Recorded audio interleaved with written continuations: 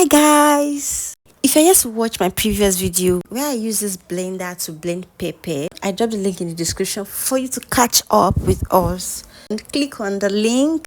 In my last video I said I'll be blending beans with this blender, so here we go. This is my already peeled beans and I'll be using this blender to blend it.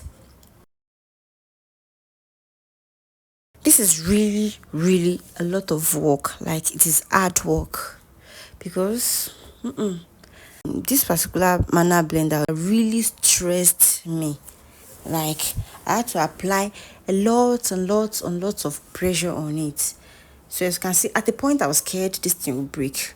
I don't want it to break because I just got this thing and I don't want it to break. I had to pause. But anyway, the only thing I can see now is water. Like I said in my first video, this looks like a juicer. Like I'm seeing the water and remnants are in that small jug. That jug is more like a sieve. So I think it's a juicer, but didn't expect something smooth, something close to smooth from this thing.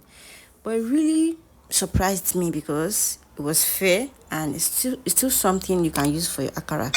It's not going to give you a smooth paste, but it will be close to it. So I added pepper to it and I made akara out of it. It wasn't smooth like I said, but it was close to being smooth, and it's something I can try again. In my next video, let's find out what it's really used for.